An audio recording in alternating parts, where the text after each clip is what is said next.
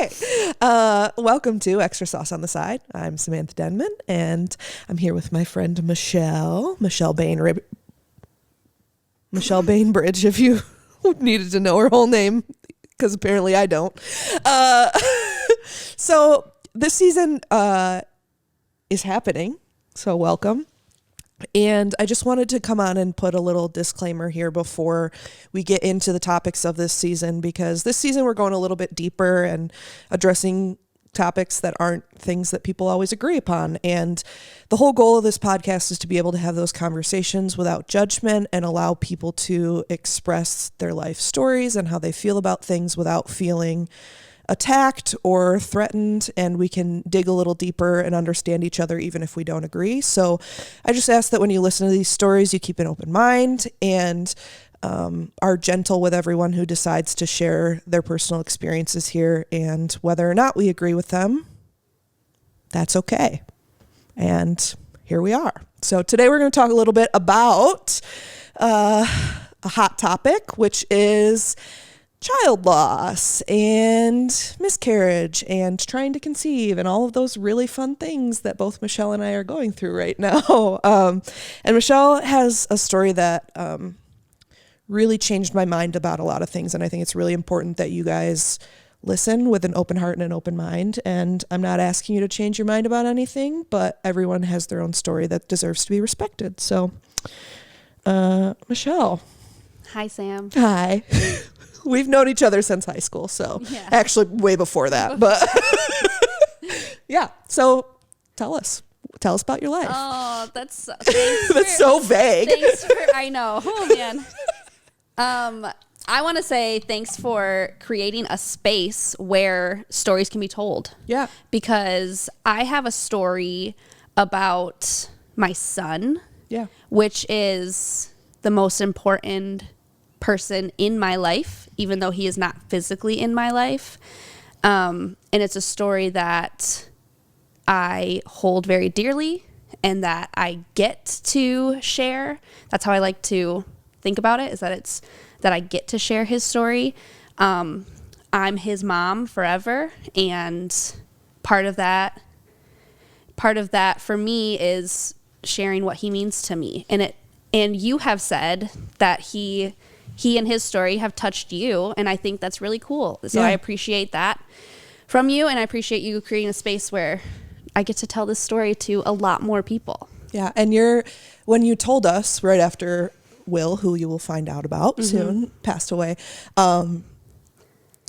it was the kind of story that needed to be told, and I have just been sitting here waiting for you to be ready. So Michelle approached me about this, and I am really excited about the opportunity for you to all hear her perspective. So yeah, I'm a person who likes to kind of take my time and decide what words I like to use. I like to kind of internalize and think about things and then present them in the way I want them presented with the words I want to use. And it makes me feel empowered to make those types of choices. And then I really feel like I've done a good job communicating what I want to communicate. And like you said at the very beginning, all I can do is tell my story. Yeah. It's a true story. It's a sad story. But it's a story that I have lived and continue to live. And that's what I have to share. Yeah. All I can share, all I can give is my true story. So things like, my son's name is Will. I refer to him as Will. I love hearing his name. It's a very special name to me. I like hearing it out loud. I talk a lot about him in the present, sometimes in the future tense. Those are choices I make. I talk about the day that Will was born, even though that's the same day he died. Yeah. That will always to me be the day that he is born. And that's how I like to refer to it. That's how it felt. And so that's another like kind of word choice I've made. Yeah. And the great thing about the whole process, what? Aw, buddy. We were doing so well, and then Caleb interrupted us because our mascot Gadget is here. Just so you know, this is the first episode we've ever done that we're doing video as well. Right. So if you want to watch it on YouTube, I don't know what the channel's called because we haven't made one yet. It'll probably be something like extra sauce on the or side. ESOS or something like that. We'll put a link to it. But one of the greatest things about the way that you talk about Will is that you've communicated how you want other people to talk about Will. Yeah. And I think that's really important when you're in close-knit groups of friends. Not everyone's going to respect that. Just like with pronouns, not everyone's going to respect that. But if you advocate for yourself, we think of Will as a part of our friend family, you know, and that's because Michelle told us she wanted us to talk about him like that. Everyone has different desires when it comes to things like that, but it's really important that you state those to the people around you, because people aren't going to know what you want unless you tell them. And people are afraid, awkward, uncomfortable to ask. Yeah. They're awkward to broach a subject that is uncomfortable. I know it's uncomfortable. But it's my life, it was my body, it's my brain, my heart, my son. I am the advocate for saying, this is okay to talk about. This is what I will allow you to know. This is what I'm choosing to share. This is how I like to, if I didn't want anyone to say his name, I wouldn't have told anyone his name. I love his name. And I told everyone his name's Will, and please tell me, I love seeing his name written on things. Yeah. I like that. That means a lot to me. But just like you said, if it's uncomfortable for someone to ask, hey, I know your baby passed away. Do you want to share his name? That is no one not would ever a question. ask that. Yeah. Right. No one's going to ask that. So I think that it also is important to say, like, it's okay as the mom to take your time making that decision. Yeah. Once you do tell people his name, everyone knows. And if you're not ready to hear it, it's okay to keep it to yourself. Yeah. That's not shameful. That doesn't mean anything other than you haven't made that decision yet. And that's okay too. Yeah, and I think that's really important, especially a lot of you know that I also had a miscarriage, which is a little different than Michelle's situation. But I chose to share that whole process with the entire world. That's because that's the kind of person that I am. I don't expect that from anyone else. And I have had a lot of women open up to me about their stories after sharing, and I keep those things to myself because if someone wanted to share it, they would share it. And I think it's very important before we go into this dialogue to understand that every circumstance is different, and that's why we're sharing this story.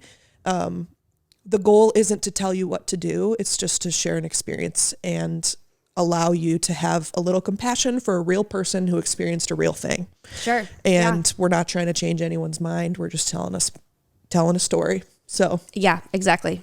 This is my story. This is my son. That's all I can offer. Yeah. Okay. So let's start. So, Michelle and I about, what was it, 2 or 3 years ago? Oh, it feels like forever. I wish it wasn't that long ago.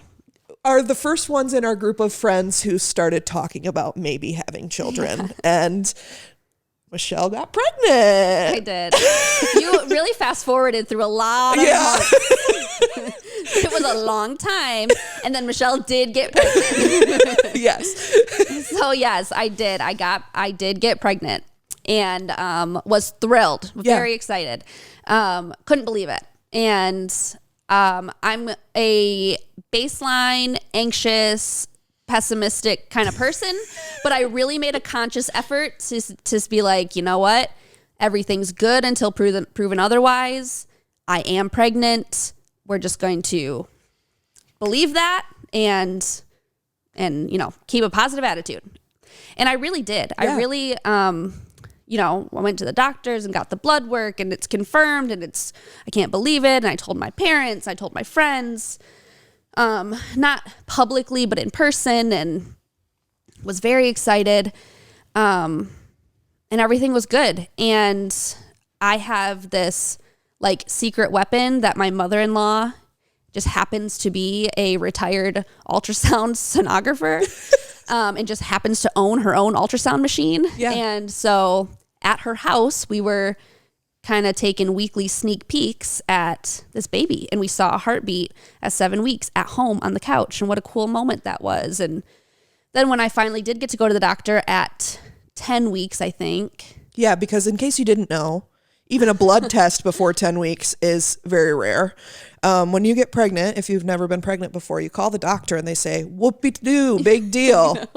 See you in 12 weeks. And then they hang up the phone. I said, can you send me any information about medications or foods I should avoid? And she said, I guess. Oh, my person said no, you get that at 12 weeks. And so, of course, Caleb had a friend whose wife just had a baby, and they sent me the medication list because I immediately was sick the second I got pregnant. So, yeah, they don't help you with anything until you're 10 weeks because this happens. Miscarriage early on happens a lot, like it did in my case, and they don't want to waste the resources if they don't have to. And that's a fact. That's screwed up, but it's America. That is a fact. So, I also have breezed through like how miserable I was physically. Yeah, you should tell them You said that. you got sick immediately, and I was like, oh yeah, me too. Like the day I hit 7 weeks pregnant, I vomited 4 times a day from that day until 20 weeks. Yeah. I mean, ill. I also was unemployed at the time and interviewing, and I was doing all these virtual interviews and would like vomit, do an interview, vomit immediately after. I did get hired at a job, and I had to do training, like live virtual training classes, and I would like have to turn off my camera to vomit and then turn my camera back on, like miserably sick. I mean, I kept myself like awake until about 8 p.m. and then I took half a Unisom tablet and put myself to bed and woke up and vomited the next day. I mean, it's unreal what your body, one, can put you through, and 2, what you can endure, because you're just I was a shell of a person just getting through. Well, and then after watching you, I felt so privileged because I didn't throw up once the whole time I was pregnant. I had a lot of diarrhea, but that was a problem for me too, because when I did finally go to the doctor, they're like, of course you're not pregnant anymore because you didn't throw up. And that's also bullshit. Yeah. That's kind of a scary thing too, everyone says every pregnancy is so different. Maybe that's true, but mine was brutal. Yeah. So I kind of like crawled my way through to that 10-week appointment. She did a Doppler to find heart tones. We found them in the office, but I had already cheated and seen them on an ultrasound at home. And she then I finally agreed to take Zofran, because we were going a family camping trip the next week, and I threw up the whole 3-hour car ride there. So then I was like, okay, maybe I should take some medicine. Like my whole family's like, yeah, we've been telling you that.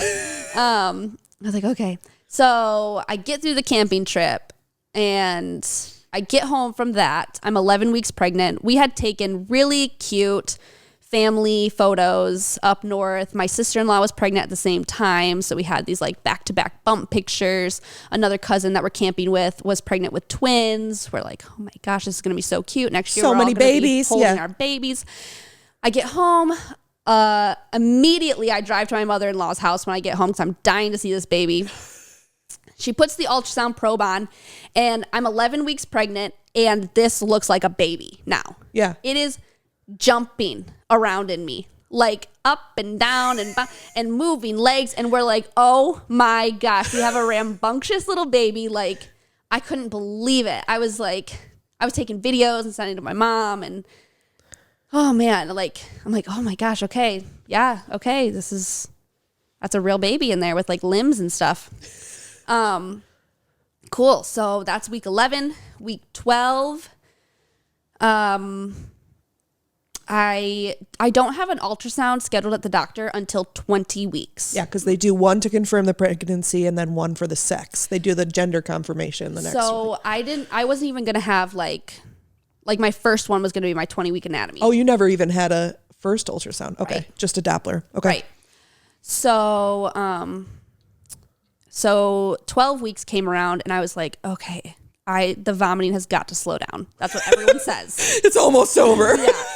So I'm like, okay, I made it to 12 weeks. I felt so accomplished. Like I had done all these things and I got a job and, I'm like. Oh, also bought a house or we're in the process of buying a house? That was the morning we looked at our house. Then I went to my mother-in-law's right afterwards. That was 12 weeks. So I'm like, okay, we're here for our weekly ultrasound. And she puts the ultrasound probe on and we see a heartbeat. Cool. We see his head. Cool. And she's like, gosh, I just feel like his bladder looks too big. And I'm like, his bladder? Why are you even looking at that thing? Yeah. This baby, why does a baby need a bladder when they're this little? Yeah. Okay. Okay. So she's like, let me call my sister-in-law or my sister who is also an ultrasound tech. And, my mother-in-law's like, I didn't specialize in babies, but my sister did. So of course she's got someone on call. Let's get her on FaceTime. So we get Aunt Vicky on FaceTime and she's like, okay, Vicky, Michelle's 12 weeks along. I just want to see what you think of this. Flips the camera and Aunt Vicky goes, that bladder is way too big. I'm like, okay, it's okay. It's okay. We don't know why. Yeah. And you don't understand until you get pregnant. You don't know anything. Right. Okay, right? You don't get magic knowledge from the Lord when you get pregnant, right? Like when people are doing these ultrasounds, you don't know what to expect. Yeah. So for all you know, a big bladder happens at one point during production well, you know what I mean? Yeah, growth, development. That's what I said. Yeah. I said, maybe this is a brand new bladder that needs to figure its life out. Yeah, like when my baby didn't have a heartbeat when we had our ultrasound, I didn't know if it was time to have a heartbeat yet. No one preps you for what you're supposed to be looking for. Yeah. So you have to rely on other women with experience and also just you're flying blind most of the time. You said that the Lord doesn't give you knowledge, but right in that moment, the switch flipped on my maternal protective instincts. I was like, I took a bunch of videos and screenshots. I typed a message to my doctor through my chart. I sent it to her. And then I was relentless that weekend because that was a Friday. Saturday, I'm following up with the office. Sunday, I'm following up with the office. Monday morning, I'm calling the office and saying, please have the doctor look at my note. Well, the doctor's not in today. I'll have another doctor look at it. That other doctor said, yes, she needs to look at this. 9 p.m. on a Monday, my doctor calls me and says, I agree. I'll see you tomorrow. Thank you. Yeah. So Tuesday, I call the office and I say, my doctor wants me to have an ultrasound today. Oh, well, it looks like we don't have any appointments available until tomorrow at noon. I'm like, that's weird because my doctor told me to get myself in there as soon as possible. She's like, yeah, okay, so tomorrow at noon. Okay, we'll see you then. I'm like, nah, that's not really good enough. So I called the central scheduling office and I say, my doctor has found an anomaly on my ultrasound and needs to see me right now. So whichever of your ultrasound clinics has an availability today, I need to go there.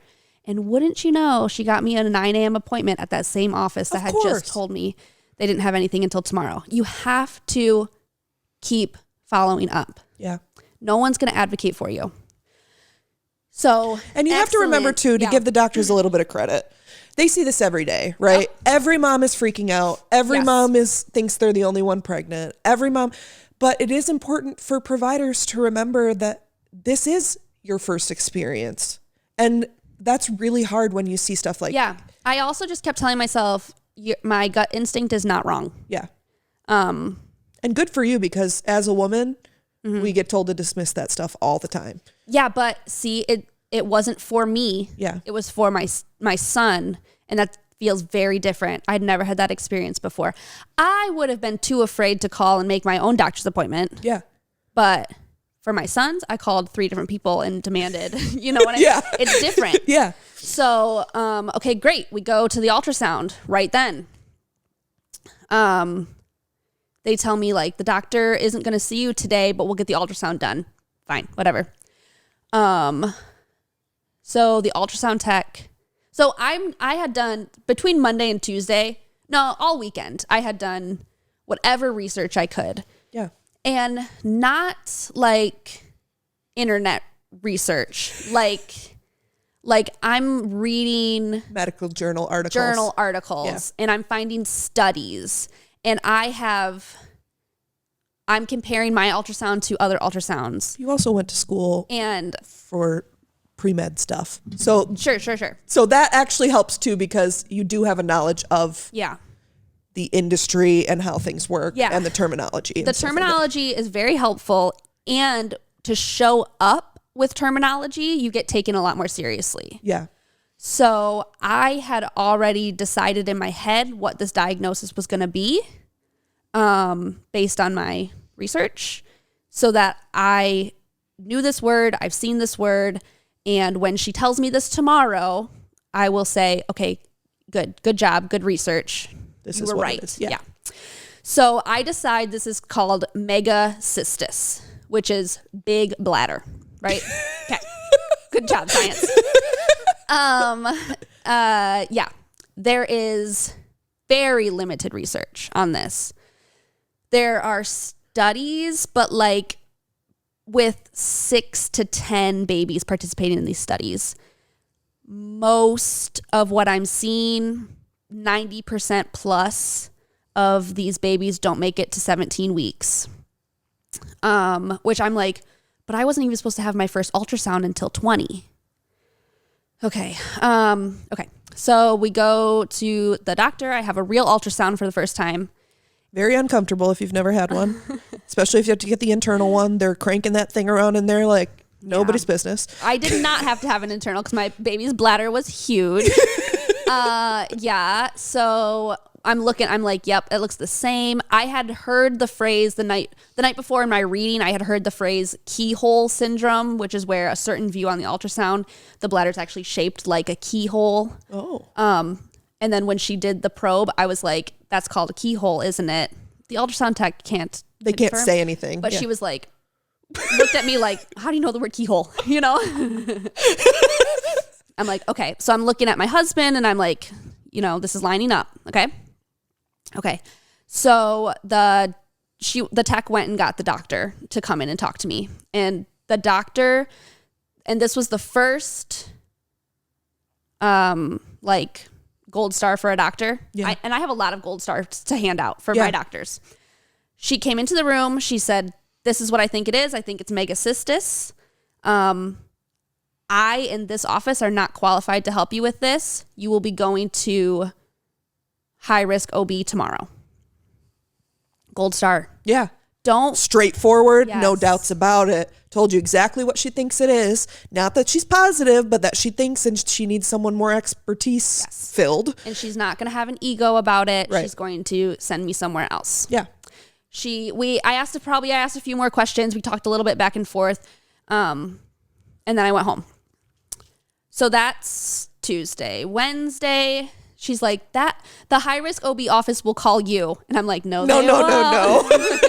So here's my move.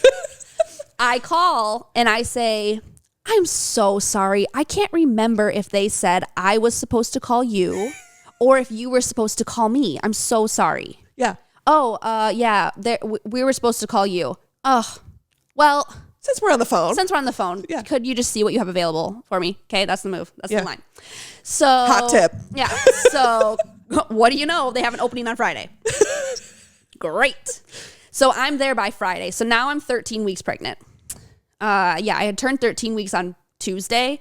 So I'm almost 14. And if you don't know, if you've never been pregnant before, 1 week in pregnancy is the difference between having a heart and a brain and not having a heart and a brain. So a lot happens in a short week. In the beginning, yes. Yeah. Definitely. So by Friday, I'm at the high risk office. I'm seeing one of those doctors for the first time. Ultrasound, he comes in, confirms everything we've been talking about. So now I have a little more information from him, because now this is like a real appointment with an expert. This is the first time too that I have talked to a doctor who has said, I have seen this before. Oh yeah. Excellent. And I have treated this before. Excellent. So I'm feeling like I'm in the right place. This is a physical anomaly where the outlet of the bladder formed inappropriately. So no urine can come out of the bladder. It is most common in boys. These are things I'm hearing from him. Also, why does urine happen in the uterus? Because we had to ask Michelle this question too, because why do you need a urethra when you're in utero?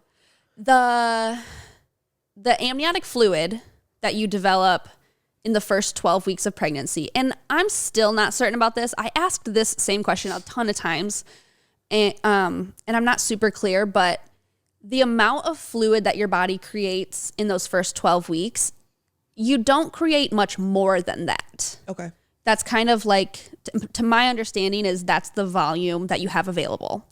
Your baby does this process of swallowing this fluid and breathing it in and then urinating it out.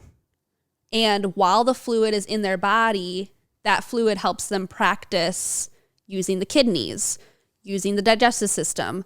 That fluid surrounds the lungs and goes inside the lungs.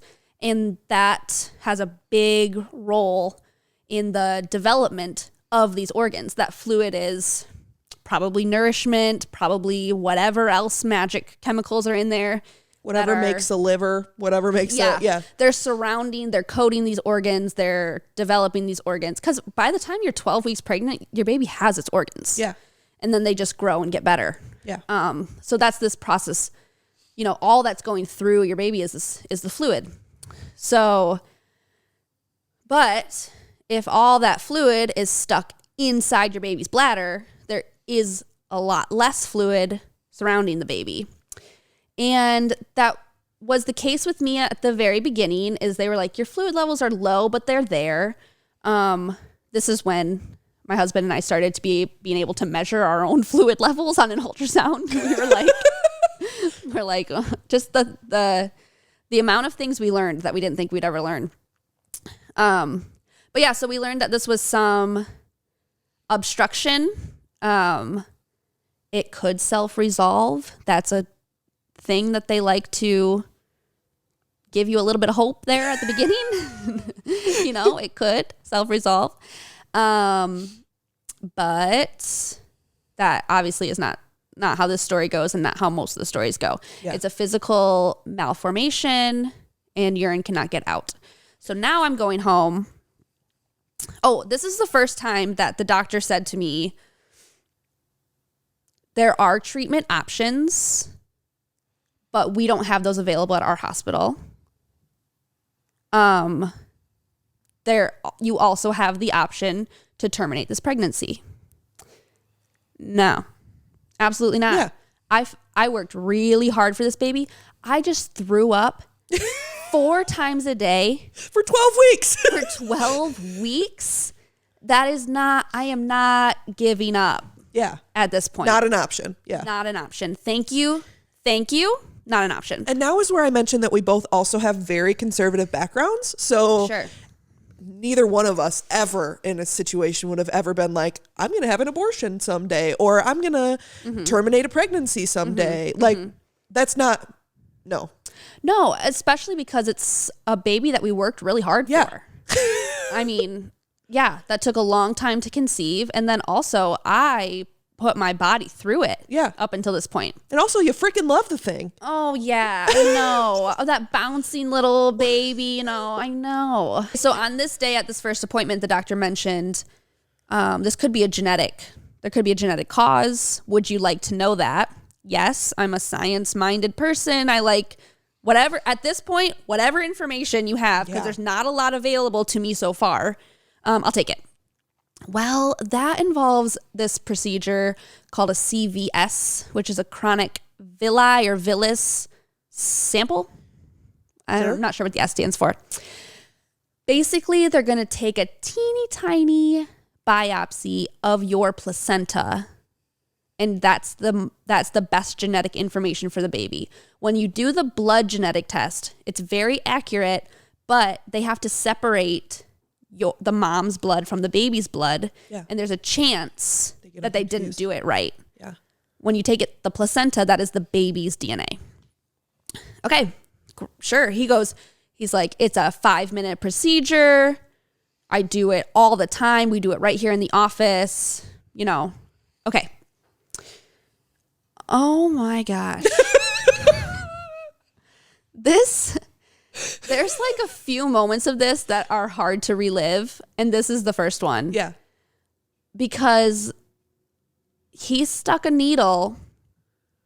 First of all, he put lidocaine in my cervix. Which that would be painful. It is. The cervix is something that just should not be touched. Ever. And should not be poked with a sharp object. So he numbed my cervix and then put in a thicker, like a guide needle to put the little biopsy needle in. And you're awake this whole time? Yeah. So once my cervix was numb, it was okay, except my placenta was anterior, and where the baby's head was, comparatively, it took him 4 times to get the sample safely. So we were in and out 4 times. It was really awful. And that's the first time I cried, because I am so sick. I'm so miserable. I'm uncomfortable and in pain. And that was the first time I had the thought, am I doing the right thing? Yeah. Because today felt wrong. Today hurt. Today put my baby's head at risk from a procedure that I elected to do. And I didn't feel good about it. So was that the right choice? My husband and I have that conversation all the time. Yeah. Did we do the right thing? Let's recap. What it comes back to is, at the time you made the decision, with the information you had, what decision would you have made differently? Yeah. He said, this is the most accurate genetic test I can offer you. If I had said no to that, I would have always wondered. Yeah. Now it's done. Yeah. Okay. So that week also involved like phone calls from the genetic counselor, who was really awesome, really thorough, took family histories from both of us. And then it was like, we'll see you in a few days. They wanted to get some results back. That was Friday. It ended up being like a tradition that we would always have an ultrasound at 7 a.m. on a Friday. It was like that was what we did on Friday mornings. That's why I remember it was Friday. So by the next week, my genetic tests come back totally normal. They're going to do a little more thorough testing, but so far super normal. My blood work, super normal. We're back to like, this is probably a physical anomaly. Okay. Then I have a meeting at the high-risk clinic with a different doctor, but they all work together in this office. So he was aware of my case. And we had a meeting where he was saying, this is an obstruction. Sometimes we can relieve these obstructions with a couple of procedures. I had read about some of these procedures in like a couple of the studies that I had read. So I was like, okay, I'm hoping he's going to offer us this procedure. It seems like people are doing this. I had also, by the way, at this point, joined a Facebook group of moms whose kids have this diagnosis. Great support group, really hard stories to read. I had to be careful with that. So anyways, in this meeting with this doctor, he said there are 2 hospitals that we work with that are doing procedures. Cleveland is doing this certain procedure. It's obviously not the one I had because I don't know anything further about it. Or Chicago is doing this stent placement procedure. And he's like, where do you want to go? And I'm like, oh my gosh, I never imagined, prepared for, considered that I would be a person, a family member that is now going to travel out of state for a medical procedure. This is a new experience to me. And he's asking me right now because he's going to call one of the hospitals. And refer you, yeah. Yeah, so I'm like, okay, can you tell us a little more about these procedures? I'm listening to him talk about them. He said, Chicago will see you at 15 weeks. Cleveland will see you at 20. Chicago. Yeah. So again, you're doing like I don't know. Yeah. I don't know which one's better. This is literally like a life-changing decision. But they can see us sooner. We'll go to Chicago. Okay, so, and in my head, I have the statistic that 90% of these babies don't live past 17 weeks. Yeah. So if I can be seen at 15, I'm really happy about that. I feel so ahead of the game because I'm not even supposed to have an ultrasound until 20. Yeah. So I'm like, this is great. This feels right. So then next thing you know, we're making arrangements to go to Chicago for a fetal surgery. The second this team called me from Chicago, I was like, wow, did we make the right choice? It was an unbelievable team. This nurse called me and said, we're the Chicago Institute of Fetal Medicine. This is what you can expect. We're going to have an itinerary for you on your first day where you will meet this person that will welcome you. Then we'll put you in your own private room. You're going to meet with the genetic counselor, the fetal medicine doctor, the surgeon. I'm your nurse contact. Call me anytime. Here's the hotel that you're going to stay at. Here are the days you need to arrive and go home. I'm like, I was like floored. It's like an all-inclusive vacation. I know, right? I know. I was like, oh my gosh, this is amazing. She's like, do you have any questions? And my question was, what do people pack for surgery? Because I've never been a patient at a hospital. And she's like, whatever you want, like pajamas, like, okay. But I have this whole schedule of the day. I'm like, well, how great that that's the only question you had to ask. I know. And so I'm like, Chicago is it. Like, this is the right choice. This is great. I'm watching YouTube videos of these stent placement, procedures. I'm like, I reached out to a Facebook mom in this group, and she like texted me her phone number, and she sent me pictures of her son's stent in case I wanted to see what one looked like ahead of time. Wow. Yeah. I'm like, okay, this is going to be a great story. Where this is like a miracle, right? Yeah. And then we go to Chicago for our first surgery.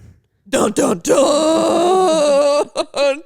We already established before we started that we were going to take a break here because Michelle has talked the whole time, so she needs some water, and I need to stand up and blow my nose. So we're going to do a little commercial break. Just zoom in on my face here and then cut. Welcome back. That was another spot for a Zoom, in case you were wondering.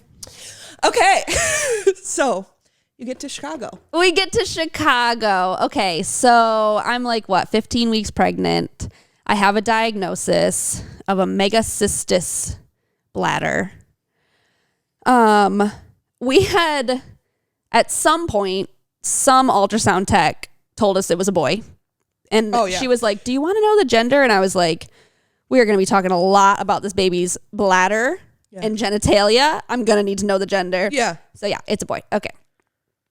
That was probably one of the first like, oh, this is such an abnormal pregnancy. This is not going to look like what I had in mind. And you kind of do this like fork in a road thing in your mind where you're, like I had said at the beginning, I had no reason to doubt this was a normal pregnancy. So I really tried to stay on that train. As soon as it wasn't, all of the future visions and plans and gender reveals and baby showers and announcements and the things that you look forward to getting to do with your first baby, I have pivoted and I'm down a different road. Yeah. My husband and I got together early on. I probably when we made the decision, Cleveland versus Chicago, about like, we are going to have a lot of choices to make. We are officially parents. Yeah. Because what do parents do other than make hard choices on behalf of their kids' safety and well-being? And that is exactly what we're doing. So we're going to have to make hard choices as parents, one at a time. Because from 12 weeks to 15 weeks, we're already on this 1 week at a time, one piece of information at a time, one new doctor at a time. And we're like, okay, that's how we're going to have to do this, one step at a time. Chicago's a big step. We moved to Chicago for the weekend. Like I said, there was a whole itinerary. We talked to the nurse. We talked to the genetic counselors. We talked to the research team. That Fetal Institute has a beautiful in-house research program that's extremely like ethical and all encompassed in their own hospital. So it's their own children that they're not doing research on, but following. Yeah. So we signed up for their research program. Of course. You have permission to follow our son on this journey. You're doing surgery on him. Yeah, that makes sense, to enroll in this program. And help other moms like you who have a sample size of 10. Yes, exactly. Exactly. So, and that the research lady was so cute. Her name was Joy, and she like bought us lunch, and she was adorable. Like so nice. Everyone was so nice. And then they also had a social worker assigned to our case who literally came in to check on us that afternoon mentally. How are you doing? What's your mental health history? And then like turned to my husband. You're the dad. Everyone has overlooked you. How are you doing? That makes me want to cry. Mm-hmm. Oh, God. It's okay. So I'm going to do a little side because the hardest part of our miscarriage was women get it. Women, for the most part, have either had one or know someone who's had one and understand that you're not going to be yourself. Yeah. So I got a lot of grace when I had a miscarriage. When Caleb had a miscarriage with me, he got a lot of messages that were like, be strong, your wife's going to need you. Oh. And I understand that people's intentions are good when they say things like that. People say a lot of really stupid things when you're grieving. That's another episode. Yeah. But please, if you like, there are a lot of things I want you to get from this episode, but that is the best thing a medical provider could have ever done. Oh, yeah. Because Caleb never had one person ask him if he was okay. I cannot like emphasize enough how all-encompassing this visit was. Yeah. The fact that they thought ahead to assign us a social worker to check on both of us. And she also, in this very professional but approachable, beautiful way, like said to us, if you do not continue this entire pregnancy, everyone here is still going to love and support you. Yeah. Meaning the whole staff at this hospital. Yeah. And it was not so you're going to terminate this baby or not? Yeah. It was like hey, I've read your chart. I know you've refused termination, but I just want to throw it out there that this hospital has your back on whatever decision you make. Yeah. And these are people that see that every day. But it was so supportive. Yeah. It was only supportive. And she left and I cried. And I said to Aaron, I was like, I'm not crying thinking about termination. I'm crying because this hospital is so nice. I'm crying because imagine the mom that came in here alone and sat in this room with her own personal social worker and was told our entire office supports you no matter what you do. Imagine I have a husband who sits by me and supports me immaculately. Yeah. But I was like, what a gift that woman was to us and is to everyone. Yeah. I had her personal cell phone number. I had her email address. She was assigned to me for the duration of our relationship with this hospital. And I called her a lot. Yeah. What hospital did you go to, by the way? So people know if they... Oh, sure. So this was the Chicago Institute of Fetal Medicine inside Lurie's Children's Hospital, Lurie. Okay. Lurie's Children's Hospital. But they have like the specialty Office. fetal medicine. Okay. Yeah. Okay, so then I got my ultrasound there. It looked very similar to what we've all seen before. It was funny because the ultrasound tech was a little bit behind that day. They had like an emergency twin ultrasound that they had to do. And I was like, take your time. Yeah. So I made the joke like, we're here all weekend too many times. But, you know, you gotta do what you gotta do. You gotta put some humor somewhere when your life is so sad and serious. Well, and then this poor ultrasound tech who clearly is frazzled because she had just gotten out of an unscheduled twin situation, and I was like, I'm fine. Yeah, I'm not upset. I'm fine. But because she was behind schedule, the doctor who was the maternal fetal medicine doctor who was waiting to read the ultrasound, he got antsy. So he came into the room. And he was like, how you doing? And then I was like, oh no, he's gonna hurry give you her bad up. news. Yeah. He's gonna, no, he was like, do you mind if I do this myself? And he sits down and takes the ultrasound probe, and the tech was like, this guy is the best at ultrasounds in the whole country. She's like, he teaches ultrasound clinics in America. She's like having a celebrity moment. She is. So I'm like, cool, great, that like I'm feeling like really happy for my son at this, Yeah. He does all his ultrasounds. Okay. Then it's getting late in the day. It's like 4 p.m. and we've been there all day, but they assemble this team. So I walk into a conference room that is fetal surgeon, maternal fetal medicine, doctor, social worker, nurse, geneticist. Jeez. And then like a student. I like feel like I was walking to a board meeting. Yeah. Like a conference room. And they put my ultrasound photos up on a huge screen and walked us through everything they've seen. Not just the bladder.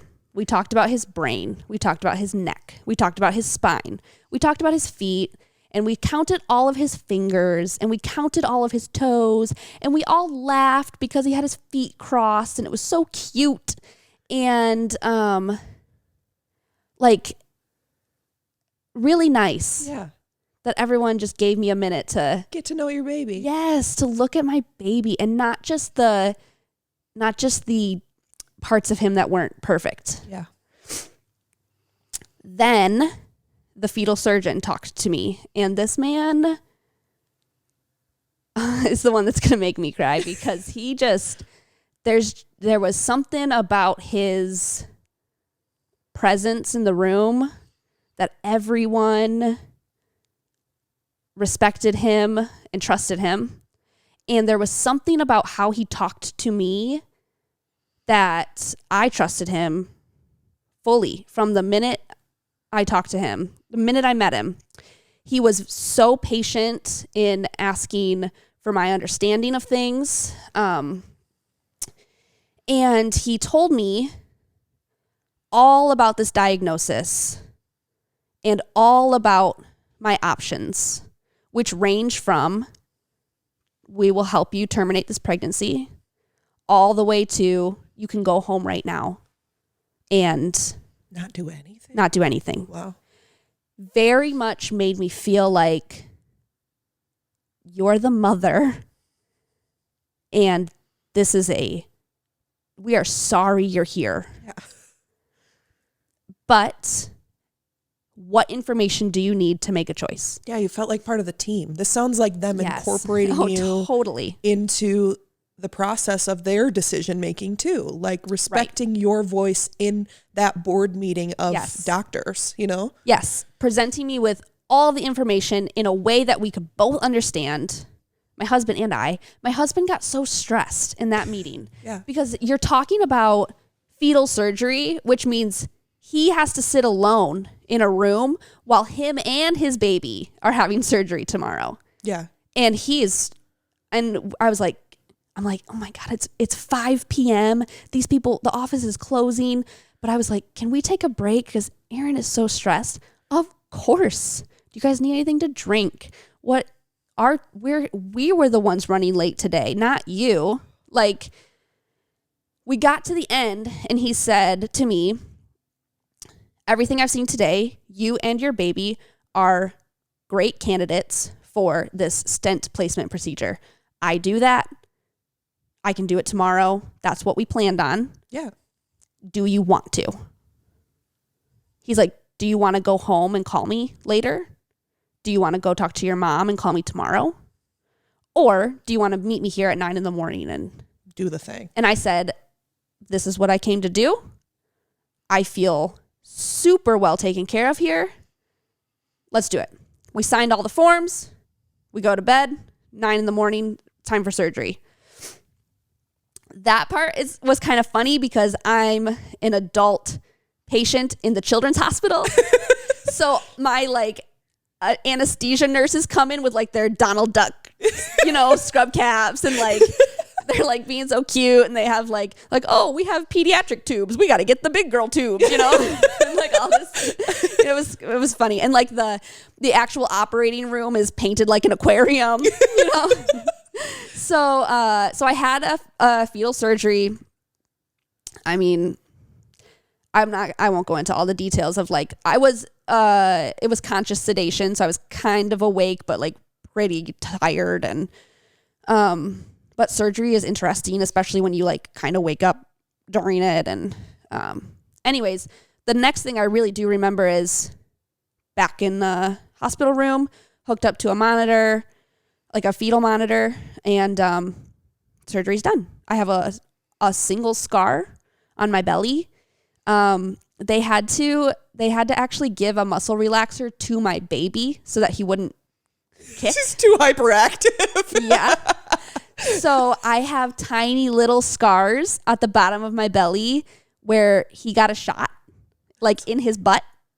And then I have a scar from the placement of the stent. Surgery went great. I sleep that night at the hospital. The next morning, the team comes to check on me. I get a formal ultrasound done. And that is the first time that I see a baby without a gigantic bladder. Yeah. I see on the screen just a baby, just without a glaring anomaly. I'm like, oh my gosh, like it worked. He's got fluid all around him. He's wiggling. He has room to wiggle. I didn't realize the night before when I had no fluid on the outside of him, the gestational sac was in his face because there's no fluid around him. And now the next day I see him rolling over because he has space to, and I'm like, go buddy, like this is your world, like I'm so sorry you were cramped, like stretch your legs, and he's like, this is the best. Yes. And we can see the stent on the ultrasound, this little squiggle piece of plastic that's now like in both of us. And yeah, oh my gosh, it's awesome. And so I get discharged. I sleep. I feel great. Yeah. I mean, everything went great. Then the next day they want to follow up with me again. So I go back to that same office, same conference room. I do another ultrasound that morning and they say you have really significant membrane separation, which is like your gestational sac is made of multiple layers of membranes. And because they poked a hole all the way from the outside through that, inevitably a little bit of air or whatever leaks at that first poke. Yeah. And the membranes can separate. This is also why they can't do surgery until you're 16 weeks along because your membranes don't fuse until that point. Okay. So they can, but it's like only if they have to. So I was barely 16 weeks. I was 16 weeks and 3 days. So they were a little weak to begin with. Yeah. He said, it's significant. And I said, well, what can I do? Yeah. And he said, this is a water balloon with water on the outside and water leaking out of it. So you have to not shake the balloon and you have to not let any more water leak. That's all we can do. And he's like, basically you need to just hold still. And he said, I was like, okay, well, we're driving back to Michigan today. And he's like, and then that's it. He said, you get out of the car, get into your house, and you're not in a car again for at least a week. Wow. Okay. Whatever you say.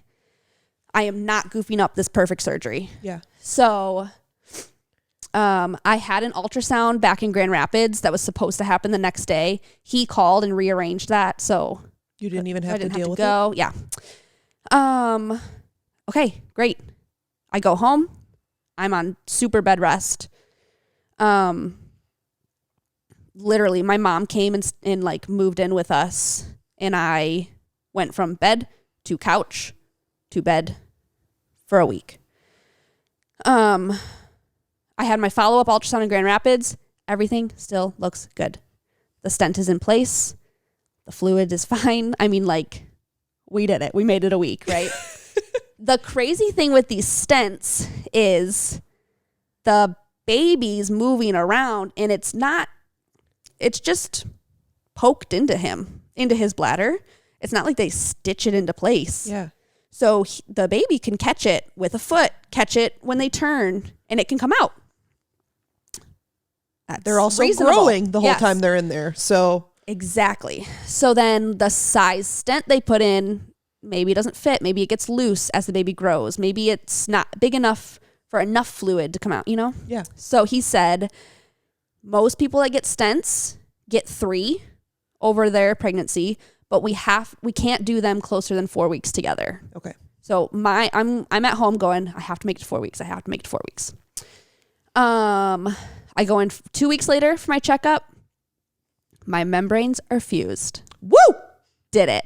She stayed still. Head held still. I called my nurse in Chicago and I was like, guess what? Guess whose membranes are fused? But they're telling me to be so careful. I'm like, okay, so I'm going to my nephew's football game this weekend. And she says, do you have a wheelchair? I'm like, oh, what? She's like, you can't walk that far from the car to a football field. You need a wheelchair. Okay. My mom rents me a wheelchair. Because she does. The jack of all trades. Right. Okay. I mean, I'm serious. So then 3 weeks later, I go for an ultrasound.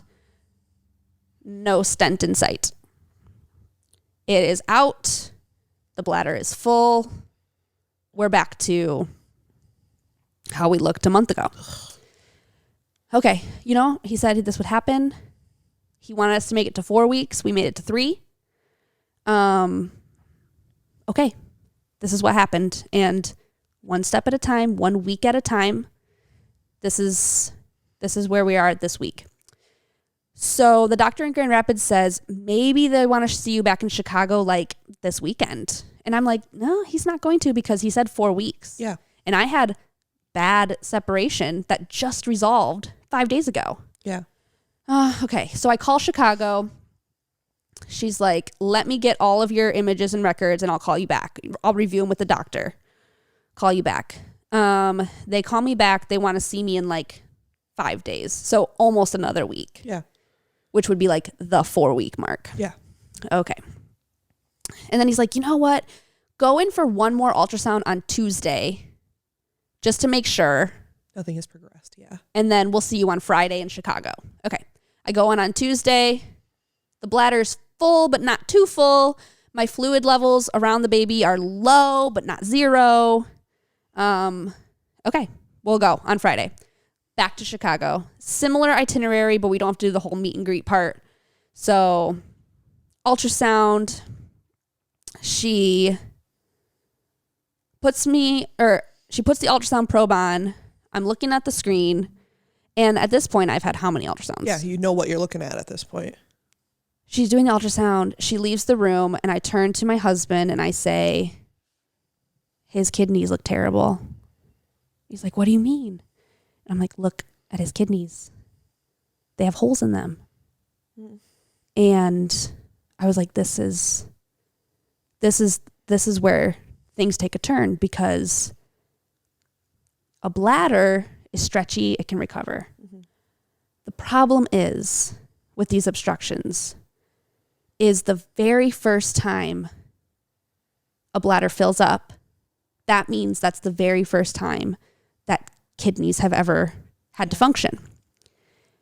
When the bladder gets too full, the urine backs up into the kidneys, and the very first time they were being asked to function, they're malfunctioning. Yeah. Because urine got backed up into them.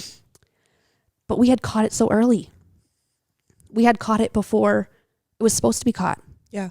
We caught it 5 weeks before anyone would have seen it. We were at week like 17 or 18, maybe 20 at this point. And we had been doing so good. Yeah. And of course they check his kidneys every time. And of course they measure his kidneys every time. And we measured them on Tuesday. And they were fine. Yeah. And it's Friday. And I can see that they look terrible. And that same doctor that I told you about before that was super good at ultrasounds. Yeah. He came in and I said, these kidneys look terrible. And he said, yes, they do. And I said, I don't feel good about this. And he's like, let me go get the surgeon. So now I'm in the ultrasound room with the ultrasound tech, the surgeon, and the other doctor. And the surgeon sat down next to me, and I said, I know those kidneys look bad. And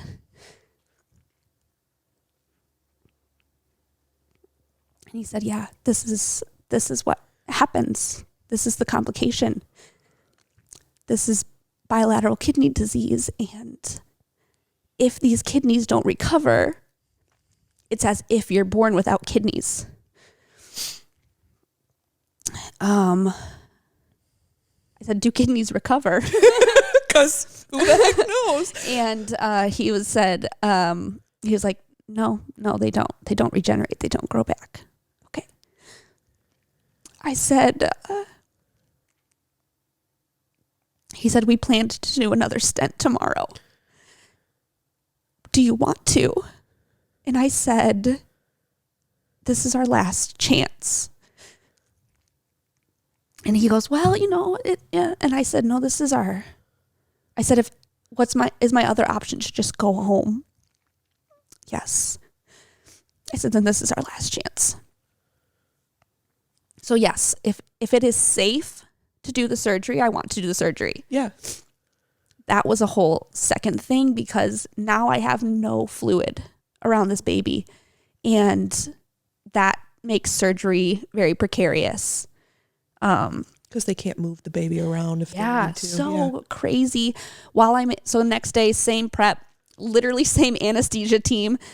Same Donald Duck. The anesthesia team came in, and I said to them, I'll take exactly what you gave me last time. I said, I have thrown up every day for 15 weeks, and after you guys gave me medicine was the first time I didn't throw up. So I will take it. They're like, oh, usually people tell us we make them worse. And I was like, no, I've never felt better.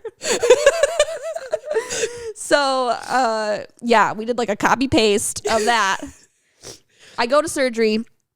they actually pump fluid into me. Yeah. Fill up my uterus back up, fill the sac back up, and then do the surgery. It went great. I came out of surgery and the doctor was like, "You were a rock star." And I was like, "You were a rock star." I just laid there. I said, "I didn't contribute anything to that procedure." And he's like, "No, you did so good." I'm like, "I don't understand that, but okay." I spend the night.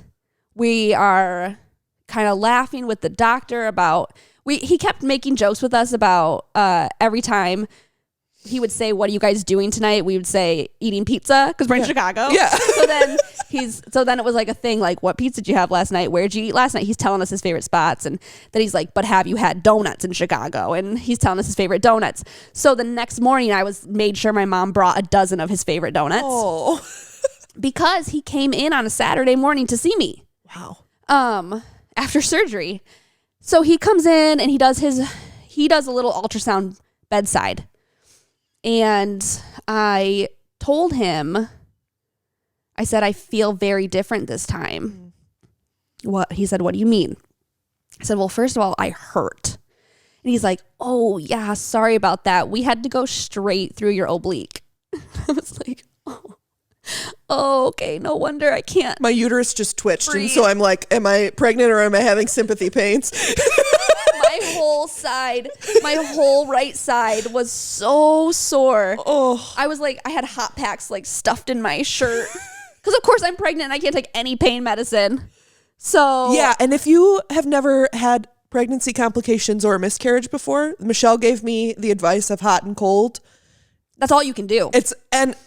It's life-changing. If you don't have a heating pad in your household, which we didn't until I had a miscarriage, buy one right now because it solves every problem. Well, you can thank Lurie's Children's Hospital for that one too, Yeah. because the nurse was like, "How about a hot pad?" And I was like, "Yes." Yeah. And I had 4 of them stuffed in my yeah. shirt. Yes. So anyways, and then the other thing that was different is after the first surgery, the first time I stood up to go to the bathroom, my belly was heavy for the first time that whole pregnancy, because all the fluid was back outside of the baby. Yeah. And I was like, whoa, my belly is so heavy. And it stretched out like immediately. And this surgery, I got up and I felt the same. Oh. And so he's doing the bedside ultrasound the morning after my second surgery. And I said, "I feel different. I'm really sore." And my belly did not change. And he's like, "Okay." He's like, I understand. And I'm like, "Can I look at the monitor with you?" So he like sat on the bed with me so we can both see the screen. And he's giving me the caveat of like, "This machine is not good. This is a, very low It's portable resolution." Yeah. And I'm like, "You can see what you need to see." And I go, "Where is all that fluid you put into me yesterday?" And it is not there. And the stent is in place and the bladder is empty and there's no fluid in me. And I said, "Where did that go? You added fluid yesterday." And he goes, that's what I'm looking at. That's what I'm measuring." And I said, "His kidneys don't work." He said, "If his kidneys worked, we would see fluid." So I said, "Where does it go?" Yeah. And he said, "If it's trapped, it just reabsorbs into you, into him. It just absorbs. It has nowhere else to go." And he's like, "But go get the formal ultrasound." Okay. So I do, and it's the same, except bigger and clearer. And I go home that night and I really fall apart. Yeah. Because this feels like, what else am How do we am I fix gonna this? do? Yeah. I know I've done the research. They've certainly done the research. There is this one trial happening at 4 hospitals in America for this diagnosis. It's happening. I'm like, maybe he'll tell me about that. Maybe I'll go to Johns Hopkins and enroll in this trial. maybe, I don't know. Yeah. That's it. That's all I got left. So the next day we have our conference meeting, or 2 days later. I have another ultrasound, looks the same. Back to our conference room meetings. And he said, is there anyone else you want to join this meeting? I said, I would love for my in-laws to be on this call. And so he put them on speakerphone in the room so we could all talk. And he was like, how was your weekend? But like he's really asking me. Yeah. And I said, this weekend was very different for me because this outcome is very different, because I saw perfect kidneys on Tuesday and I saw diseased kidneys on Friday, and that was very shocking to me, and that was not what I expected. And he said that was shocking to us too. So we talked for a long time about kind of like the diagnosis. And then I said, what do you know about this trial? I can't think of what it's called anymore, but he said, in a very professional way, he said, I do know about that trial, and there is a reason why the program that I run does not participate. He said, there are no successes in that trial. He said to me, this is the problem now. It's not that your baby can't live without kidneys. Although you can't live without kidneys, you can be born and immediately start dialysis. Yeah. And then get a kidney transplant. And you have to be big enough and healthy enough and then get a kidney transplant when you're 2 years old. Yeah. That's a trajectory. The problem is there is no fluid during these weeks of critical lung development. The fluid, like we talked about before, the baby breathes in and out, and that fluid, and there's still some question marks around the actual science of it, but that's because it's God that designed it, so it's complicated. Yeah. There's some, like, they don't quite understand, but what we do know is there's this critical lung development window between 17 and 26 weeks, and you have to have adequate fluid levels during those weeks, or your lungs do not develop in a way that they can exchange oxygen. That's what lungs are supposed to do. Yeah. In case you didn't know. So that's the problem. Not the bladder. Not even the kidneys. We could work around that. Yeah. Now I'm looking at a baby with no kidneys and no lungs. He said this trial that they're doing, they're giving moms weekly, bi-weekly infusions of amniotic fluid, like falsely facilitating the fluid. And it's not working. There is not a success from this trial. I said, what do you mean by that? What do you mean success? And he said, this diagnosis, megacystis, we've known about, we've treated, we've used stents for 50 years. There is not a 10-year-old alive today that had the diagnosis your son has. Wow. And if your son is born, it will be immediate dialysis, immediate respiratory support, immediately on life support until the baby either breathes on his own or doesn't. And he's like, and there isn't a baby that has no lung development that has gotten off of life support. This is the way he's saying this to me. Yeah. He said, and I understand this. I'm taking this in. And all I could say was like, I said to him, I hear what you're saying, but isn't this just so sad?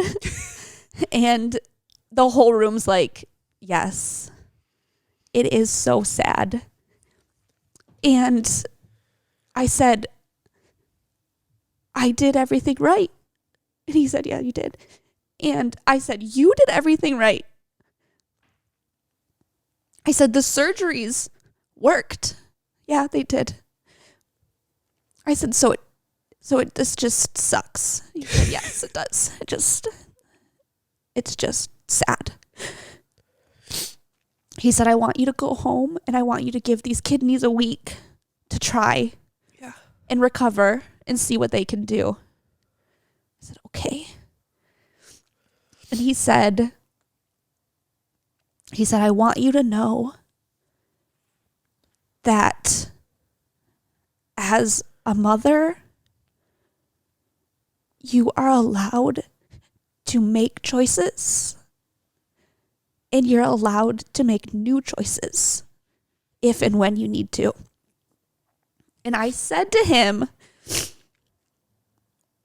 I said, I hear what you're saying to me and I'll take it to heart, but I am telling you, I will not change my mind. And he said, I know. Okay. He said, but if you do, this room supports you. He said, you can come back to Chicago anytime you want to talk to me. Okay. Do you need a second? Yeah. Okay. Me too.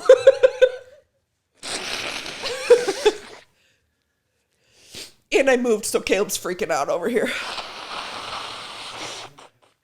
Oh.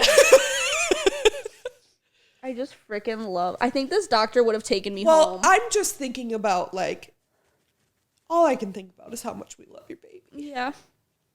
He's a good boy. Like, he went through a lot. Well, and even mine. Oh, I know. I should not have gotten pregnant. You should have. I know, but statistically, because of the bacteria that I had in my vagina and uterus, I should not have been able to get pregnant. And that fucking stubborn child. I know. So why do we? I don't know, because I love them so much. Oh. I always say, like, no one could have prayed harder than I prayed. No. Or the people who were praying for you. No one could have wanted harder than I wanted. And, like, I thought you were supposed to know the desires of my heart. Yeah. And, like, not just that, but, like, I said them out loud. Yeah. And I don't do that. I don't either. I trusted you for once, and I have to go through this bullshit? Yeah. Yeah. Yeah. I told myself for the first time ever, this is the one thing that isn't going to have to be the hard way. I know. Me too. Because I've worked so hard this year. Yeah. Yeah. I'm coming home from Chicago. Okay. I know I'm coming home from Chicago for the last time. Yeah.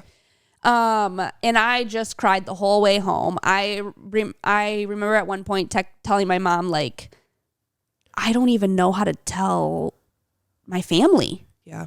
Because last time we went to Chicago, we got surgery. It was super successful. We came home and we were re-energized. We had hope. Yeah. This time we went to Chicago. We got horrible, unexpected news. The surgery went fine, but things are not fine. And I didn't know how to communicate that in a way that was like, hey, I just didn't know what to say. I don't know what to say to my dad. You know, I don't know what to say. And my mom's like, it's okay. You know, I can talk to the family and it's okay. You don't have to know what to say right now.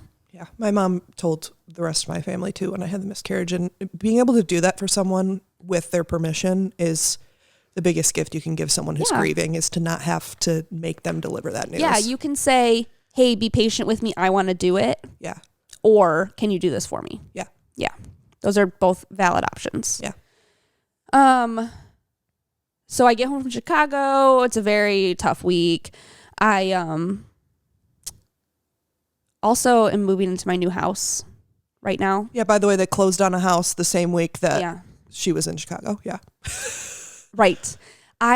Another gold star goes out to the real estate team, who I called them and said, I'm on super strict bed rest. And they said, we'll bring the papers to you. And I signed closing documents at my dining room table. Yeah. I mean, like, incredible. You can drop a name. Oh, Stacy Roback at Remax. Phenomenal. Perfect. Okay.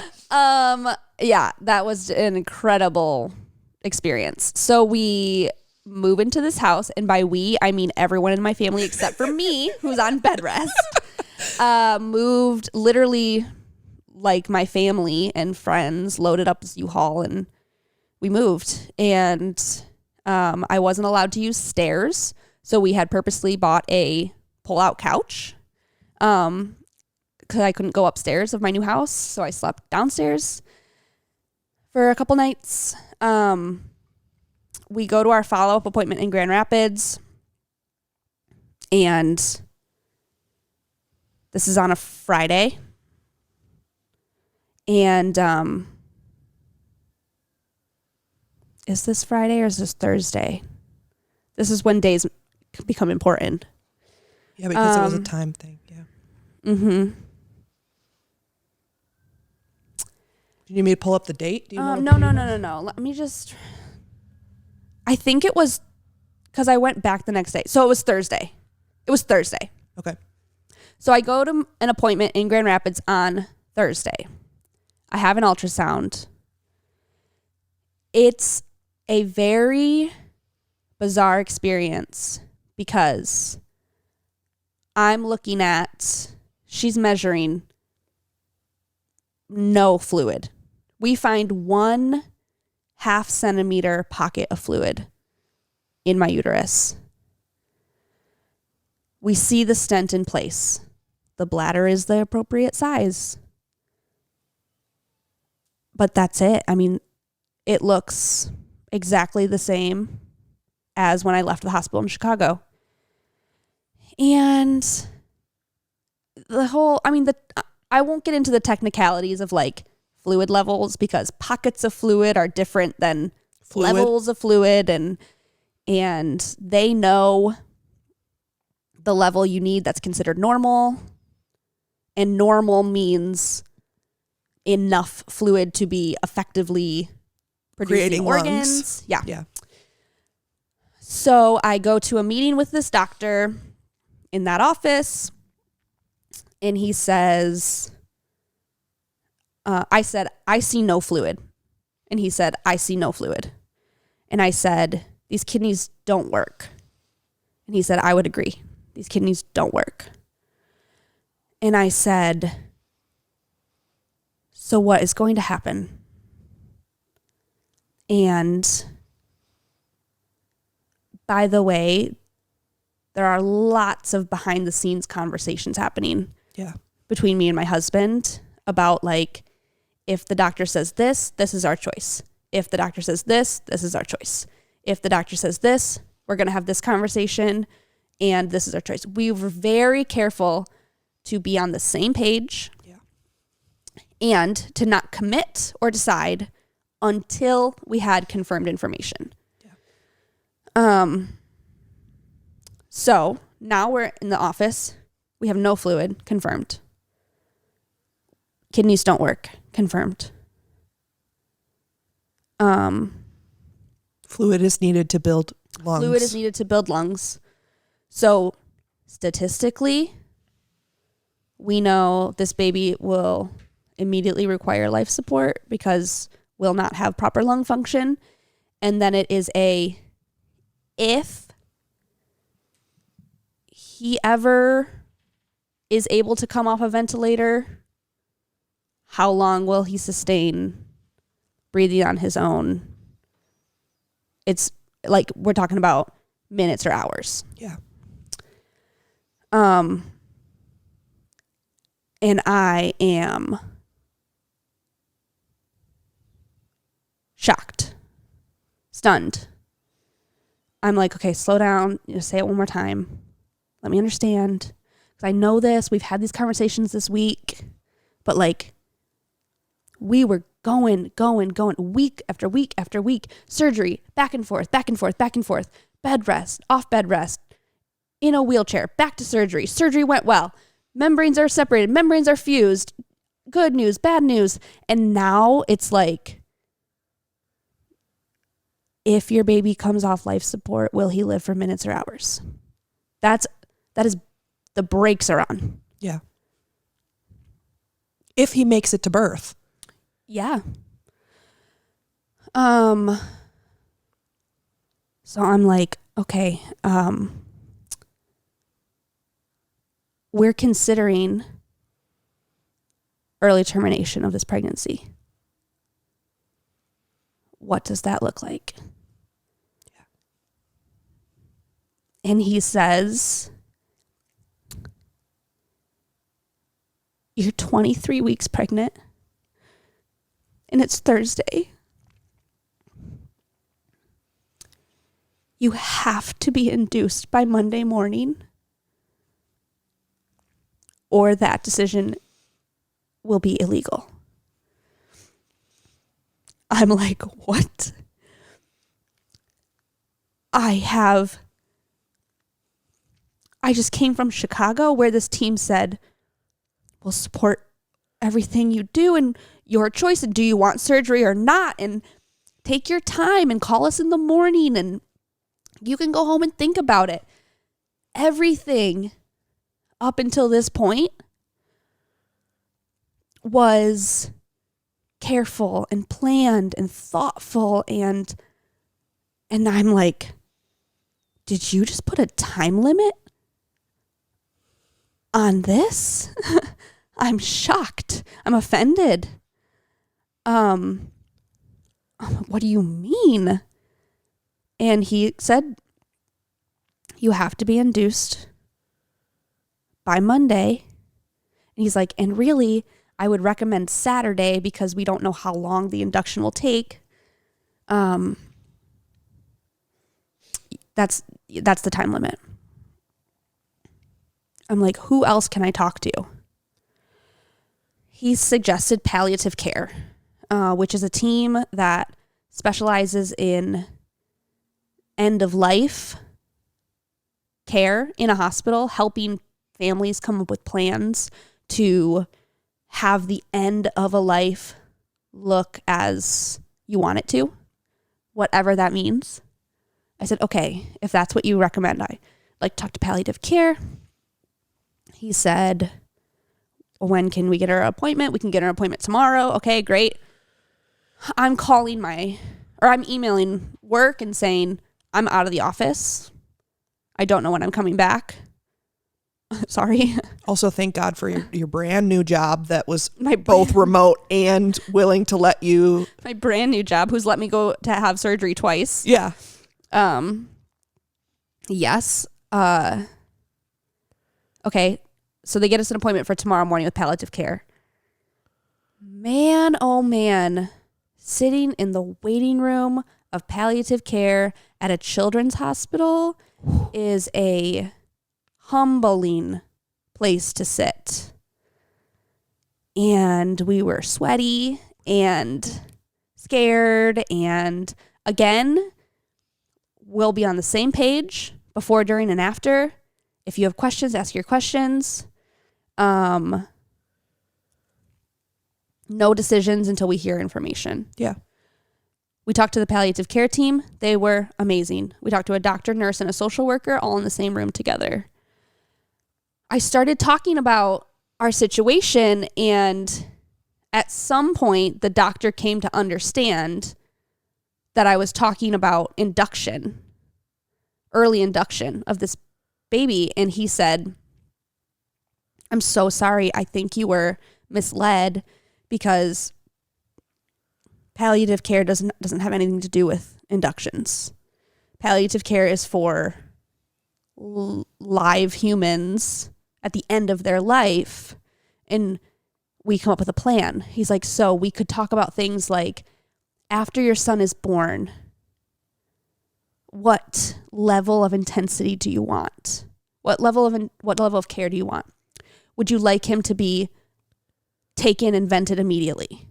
Would you like him to receive XYZ medications immediately?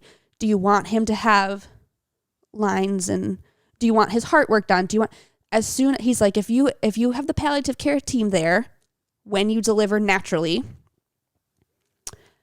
we'll come in with the respiratory therapist, the cardiologist, the neonatologist.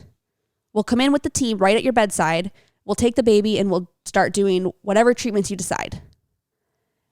And that sounds horrific to me because I know that my baby is not going to breathe on his own. So you're telling me a group of 8 doctors are going to take my baby away from me where he can die over there?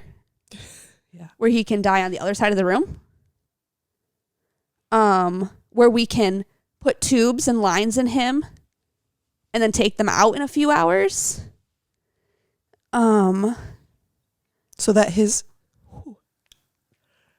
30 seconds to 2 hours here on Earth are agonizing. And then, if that's not what I choose, I can hold him and watch him not be able to breathe. And that's the time I get with him, is him suffocating. No.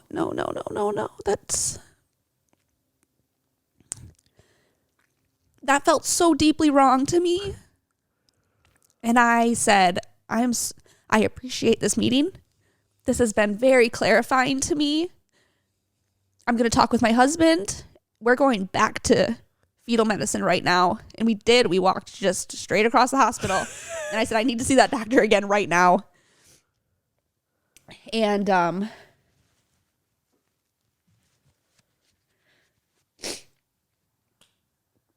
I walked back into this doctor's office and I said, our decision is that we are going to birth this baby on our own terms. So I just need you to tell me exactly what that looks like.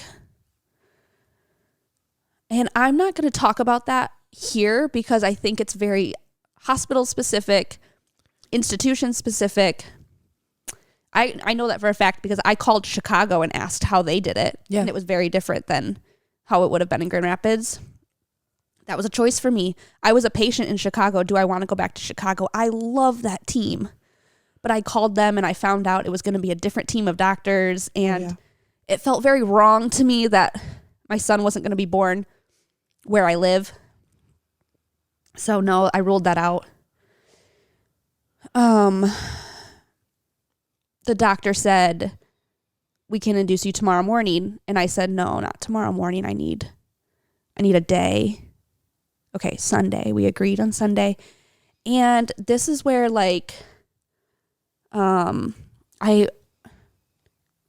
he did me a favor and it was not entirely legal. He asked for my signature. And he said, he gave me a blank piece of paper, a blank piece of paper covering everything except the signature line. And he said, I need you to sign this for your procedure, but I'm going to save you from reading through it. Yeah. He said, the things you have to read in this from the Michigan Department of Health will make you vomit. So I want you to sign for the induction of your beautiful baby boy. And I am so deeply grateful for that gesture. So I did. And I said, I just need to understand this procedure. I just kept saying that, can you just explain this to me? And this just why does this feel so like the right choice, but it's so awful? And he's like, it is awful. And I'm like, okay, yeah, that makes sense. And I'm really upset. Okay, so I'm talking to this doctor about this termination or induction, or what do we call this? Or this is so, why am I at this point? What has happened on this journey? And then, of course, like, I know what has happened on this journey, and I know every choice I made along the way, and I know how peaceful all those choices felt, and I know how incredible all these doctors were, and I know deep inside of me that I have made every right choice, and I have done everything right, and every procedure and attempt that I made was in fact successful. Yeah. To a baby that technically should not have had his first ultrasound until he was 20 weeks. Yeah. So, and this doctor said to me, these time limits are laws. Yeah. And he said the discomfort you're feeling is because this is the first time the law is making a decision about you and your baby. And I said, absolutely, because up until now, everything has been,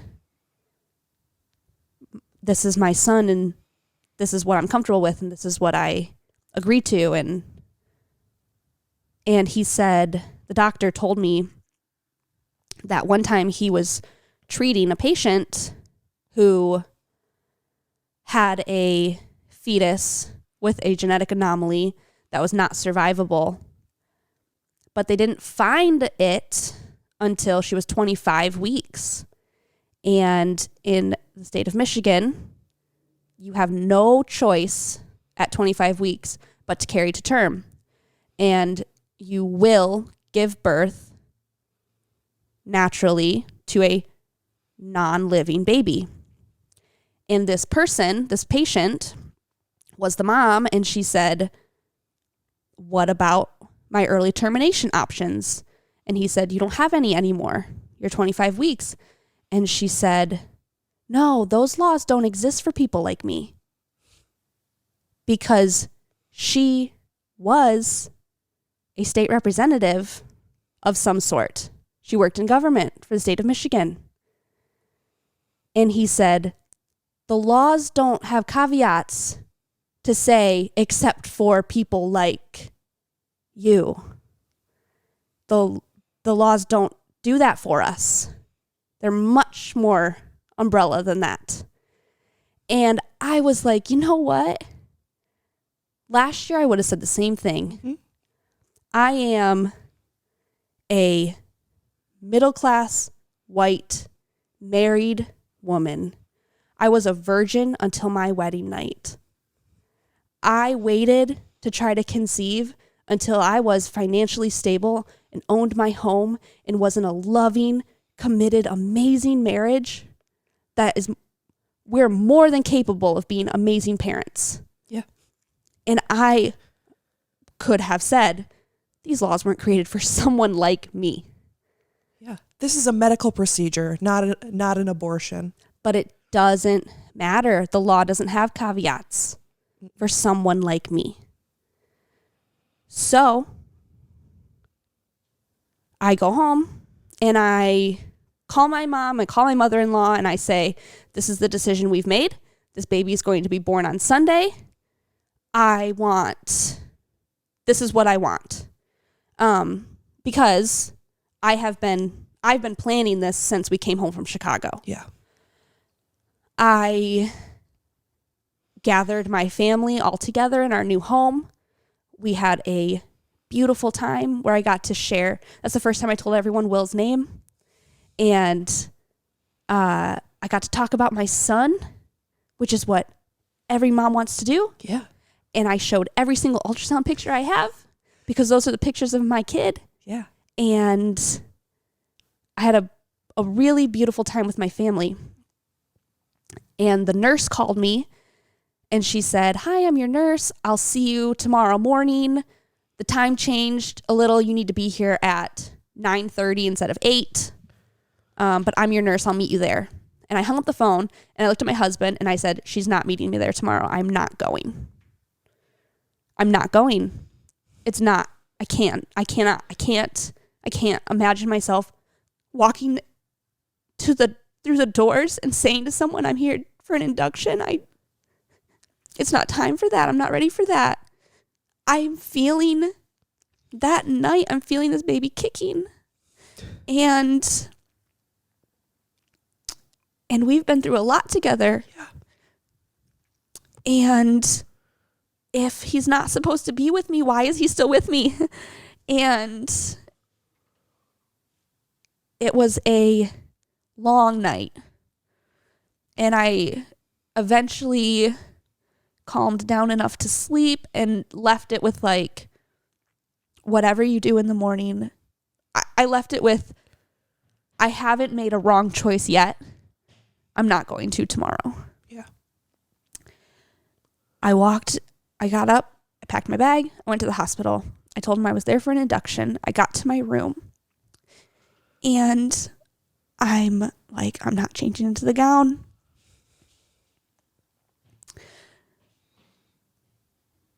A nurse walked into the room. I had my husband and my mom there. There's COVID restrictions happening.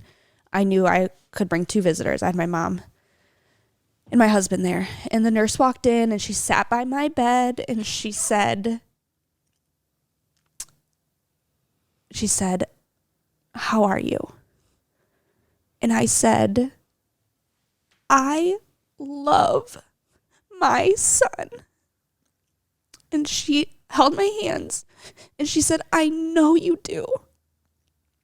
And I do too." And she said, "Everything today is on your terms, with your permission. We will not start until you say go. You will not go home until you're ready to go home. No one's kicking you out. There's no one around you. The rooms around you are empty because you don't need to hear other babies be born today. Whatever you want to do, we'll do." And like an unexplainable peace happened to me. And it was the sole act of her giving me back the autonomy that had been taken away from me by this imaginary time limit. All of a sudden, she took the time limits away. And she acknowledged me as a mother. It was everything about my labor and delivery was real, was legitimate, was made legitimate by how I was treated. I was treated like any other OB patient would have been treated. They let my mother-in-law come, and they said as soon as the baby's born, I could have anyone else come that I wanted. Because even though there's restrictions, there are exceptions. And I labored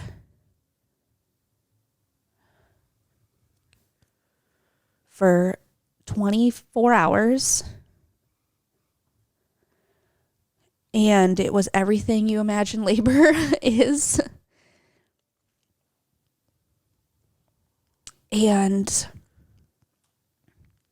my baby did not survive labor. But when he was born, they put him right on my stomach and they let my husband cut his cord and they handed him to me.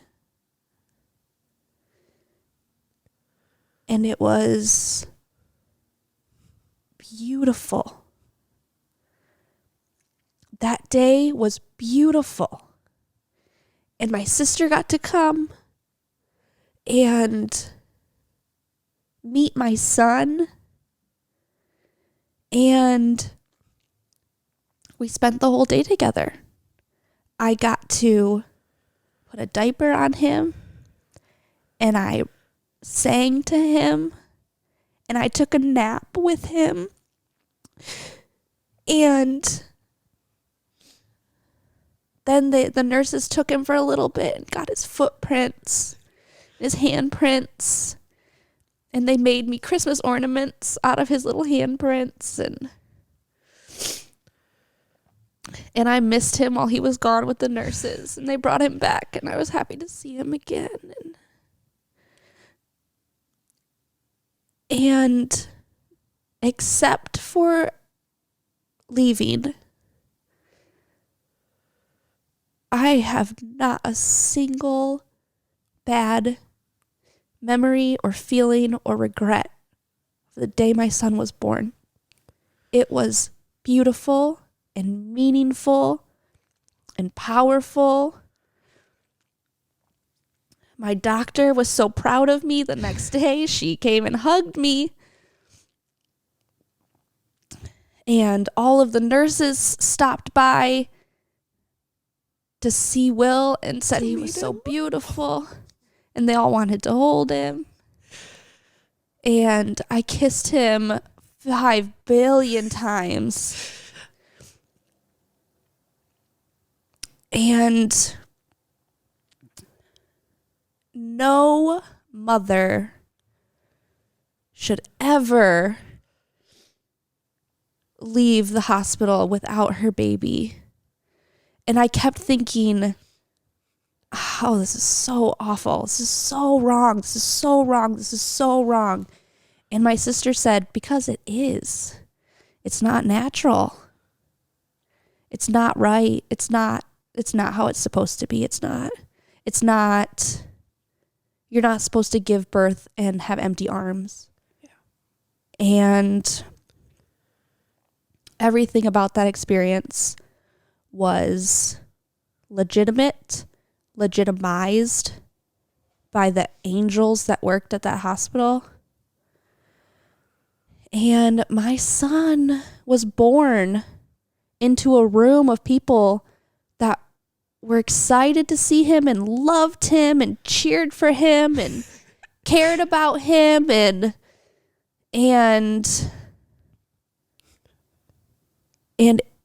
it was beautiful. And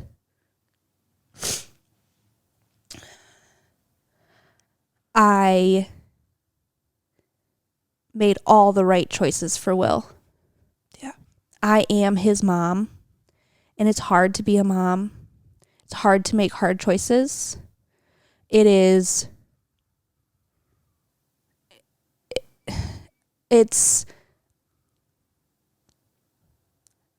these are impossible things to ask of a person. Yeah. But I think about this. I think about if Will had been born full term, who would have had to make the choice to turn off life support? His mom. If Will had been born full term, who would have had to make the choice to pull the intubation tube or stop the respirator? His mom. And those are the same choices I did make and I got to make. I made life and death choices, but I don't think you can call them choices when it's not a choice. This is my story. This is my son. And forever, I am his protector. Yeah. And that is no different than any mother in the world. just like I love hearing his name, just like I love that you love my son. And he That's still the brings us coolest. joy. Like during the break, she showed me a video of him literally jumping in the womb. Like to say that people who have had to make the choices that you've had to make are inherently evil is wrong. Yeah. Because you didn't have a choice. You had to choose between a lot of really shitty things, and none of them are the choice you wanted to make. No. But because you, by the grace of God, had 2 days to have all the options. Yeah. Right. You got to choose what was best for your son. And I can't express how, I mean, even by accident retelling this story, I think the times where I've said I had a lot of peace were the times that someone gave me a choice. Yeah. The times that I thought, okay, I did the right thing. It was my choice.